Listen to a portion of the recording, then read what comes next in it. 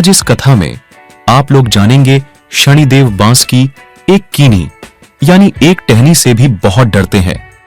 अब मैं आप लोगों को शनिदेव और हनुमान जी का एक प्रसंग सुनाता हूं।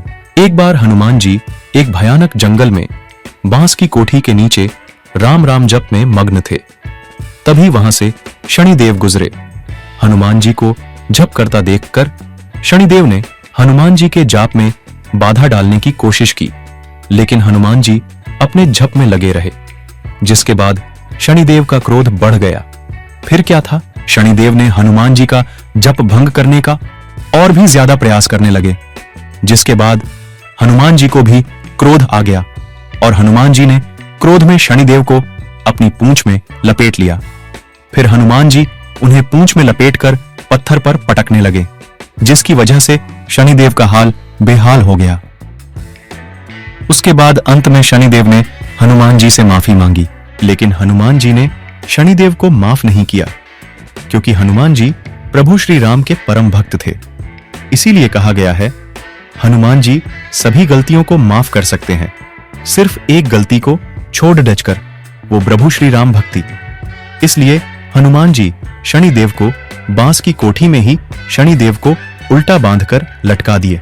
तब सूर्यदेव अपने पुत्र की ये दशा देखकर आए और अपने प्रिय शिष्य हनुमान जी से बोले, मेरे पुत्र शनिदेव को माफ करके बंधन से मुक्त कर दो। तब हनुमान जी ने शनिदेव को बंधन से मुक्त कर दिया और शनिदेव से बोले, कभी भी किसी भक्त को सताना नहीं। इसलिए शनिदेव हनुमान जी की पूजा करने वालों को परेशान नहीं करते हैं। पौराणिक मान्यता के अनुसार जब हनुमान जी माता सीता की खोज में लंका पहुंचे, वहीं के एक कारागार में शनिदेव को बंदी बनाकर रखा गया था। जिसके बाद बजरंग बली ने जब शनिदेव से पूछा कि आप उल्टा क्यों लटके हुए हैं, फिर शनिदेव ने बताया कि रावण ने अपने योग बल से उनके साथ कई अन्य ग्रहों को बंदी बना लिया है।